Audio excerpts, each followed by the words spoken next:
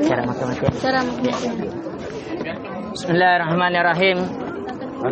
Assalamualaikum warahmatullahi wabarakatuh. Inna lillahi wa inna ilaihi raji'un. Sesungguhnya seluruhnya milik Allah dan segala sesuatu kembali kepada Allah.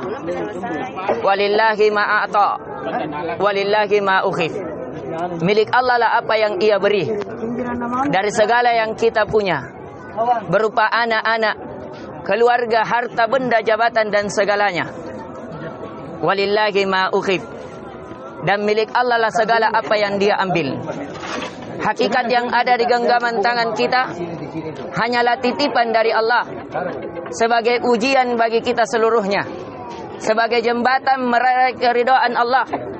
Ketika kita ditimpa suatu nikmat, apakah kita bersyukur terhadap nikmat tersebut dengan menjadikannya sebab jembatan keridhaan kepada Allah, ataukah menjadi sebab kekufuran kita? Ataukah ketika kita ditimpa suatu musibah, apakah kita kecewa, ataukah kita gundah gulana, apalagi menyalahkan Allah dalam takdir yang Ia takdirkan? Padahal al-khairu khiyarullah, kata Nabi sallallahu alaihi wasallam, kebaikan adalah apa yang Allah pilihkan. Kematian adalah sesuatu yang pasti, tidak mengenal yang tua maupun yang muda, yang sakit maupun yang sehat. Dalam keadaan apapun kita meninggal. Alhamdulillah, saudara kita Sabruddin bin Haji Sakka termasuk orang yang meninggal dalam keadaan syahid, sebagaimana yang telah dikabarkan oleh Nabi sallallahu alaihi wasallam bahwasanya asyuhada'u khamsatun. Orang yang mati syahid itu ada 5 keadaannya, sebagaimana yang sabda Nabi sallallahu alaihi wasallam, al-mat'un. Yang pertama, orang yang terkena penyakit taun, seperti COVID-19 atau penyakit yang menular, sebagaimana yang terjadi di masa Umar bin Khattab. Ketika itu menimpa sahabat, penyakit yang menghabiskan ribuan para sahabat. Itu adalah penyakit yang tidak bisa seseorang menghindar, dan itu ternilai oleh syahid. Yang kedua, kata Nabi sallallahu alaihi wasallam, al-mabtun, yaitu orang yang ditimpa penyakit perut, yang di dalam riwayat lain bahwasanya ishalul batan, bahwa dia terkena penyakit mencret. Akan tetapi dia ridho kepada Allah, dan dia berdasarkan kesabarannya mengalami penyakit yang Allah berikan, sehingga penyakit tersebut, siksa tersebut menjadi penggugur dosa-dosa dan kesalahannya. Kemudian yang ketiga, kata Nabi, wal ghariq. Dan yang ketiga adalah orang yang mati tenggelam. Alhamdulillah, dia dalam keadaan syahid, dan Allah kabarkan di dalam surah Al-Baqarah, wala taqulu liman yuqtalu fi sabilillahi amwat. Janganlah kalian mengatakan orang-orang yang mati di jalan Allah mereka meninggal. Bal ahya, akan tetapi mereka hidup. Walakin la tash'urun, akan tetapi kalian tidak merasakan. Kehidupan yang sebenarnya adalah kehidupan akhirat. Kehidupan dunia hanyalah kehidupan sementara. Kata para ulama, al-haya'u hayatan wal mautu mautan. Kehidupan itu 2 kali. Dulu kita tidak ada, kemudian Allah hidupkan. Wal mautu mautan, dan kematian hanya 2 kali.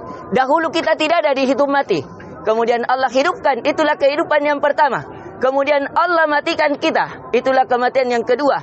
Kemudian Allah hidupkan ketika nanti di padang mahsyar. Itulah tidak ada kematian yang dikatakan yaumul akhir, hari yang terakhir. Dan alhamdulillah, kita mengenal saudara kita Sabruddin Haji Sakka. Itu kematiannya dalam keadaan ketaatan. Kami mendengar cerita karena kami berhadapan pintu dengan rumah saudaranya, bahwasanya dia telah melakukan salat zuhur secara berjamaah bersama keponakannya, kemudian bersama keluarganya yang dia dalam keadaan pergi berarisan di Galeson, di Peba, yang kemudian setelah dia melakukan salat zuhur secara berjamaah, makan bersama keluarga adalah ibadah, berjalan bertamasya bersama keluarga adalah ibadah, dan dia dalam keadaan beribadah setelah makan berombongan. Kemudian dia Allah tarik karena kematian, yang kata Allah Azza wa Jal, aina ma takunu yudrikkumul maut, dimanapun engkau berada, kematian akan mendatangi kalian. Walau kuntum fi burujim musyayyadah, walaupun kalian bersembunyi di balik benteng yang kokoh, kematian tidak mengenal benteng yang kokoh. Kematian tidak mengenal kunci-kunci yang terkuat, karena kematian adalah sesuatu yang pasti menghampiri, yang sebagaimana rezeki yang menemui kita. Maka dari itu kita melihat setelah beliau makan bersama keluarganya, akhirnya dia pergi berenang bersama 3 keluarganya, yang akhirnya dia dalam keadaan tenggelam bersama keponakannya. Akan tetapi keponakannya yang satu diselamatkan atas rahmat dan kasih sayang Allah kepadanya. Mungkin dia masih diharapkan untuk bertaubat, untuk mengambil pelajaran, dan yang satunya diambil oleh Allah karena Allah lebih menyayanginya dibanding kita. Maka dari itu kita mengharapkan semoga dengan siksaan tenggelamnya itu menjadi penggugur dosa dan kesalahannya, dan semoga itu menjadi sebab diangkatnya derajatnya. Dan kita memohon kepada Allah, kepada keluarga yang ditinggalkan, bahwasanya hendaknya ia membaca sebagaimana dibacaan dari Ummu Salamah. Pernah ada seorang sahabat Nabi meninggal suaminya di medan perang. Kata Nabi sallallahu alaihi wasallam, "Isbiri wahtasibi fa innalakal jannah." Bersabarlah, harapkanlah pahala di sisi Allah, maka bagimu surga. Kesabaran adalah hal yang wajib bagi seorang mukmin. Harusnya dia senantiasa melakukan suuzon. Jangan suuzon pada dirinya, tapi husnuzon kepada Allah. Dia berbaik sangka bahwasanya Allah yang lebih menyayangi dirinya. Allah menginginkan tempat yang lebih baik untuknya dibanding tempat yang ada di dunia dengan penuh kepenahan. Ini tausiah yang singkat yang kita berikan. Semoga bisa memberikan penguatan kepada kita sekalian dan menjadikan pelajaran bagi yang hidup, bahwasanya kematian tidak mengenal yang tua maupun yang muda. Kematian tidak mengenal yang sakit ataupun yang sehat. Kematian tidak mengenal di mana kita pun berada. Akan menjadi pertanyaan bagaimana kita menghadapi kematian. Dan perlu catatan untuk kita ingatkan bahwasanya kematian bagaimanapun bengisnya dilihat kematian, dalam keadaan hitam, dalam keadaan tercincang, Allah tidak melihat hal itu. Karena paman Nabi sallallahu alaihi wasallam Hamzah meninggal dalam keadaan dibelah dadanya, tapi dia terhitung syahid. Sahabat yang menjadi seorang mujahid yang menaklukkan Konstantinopel dari pasukan Muhammad Al-Fath meninggal tenggelam ketika ingin menaklukkan Konstantinopel, meninggal dalam keadaan dan dia dinilai syahid. Bahkan kata Nabi sallallahu alaihi wasallam, khairu juyushihim, sebaik-baik pasukan adalah pasukannya, dan itu dinilai syahid.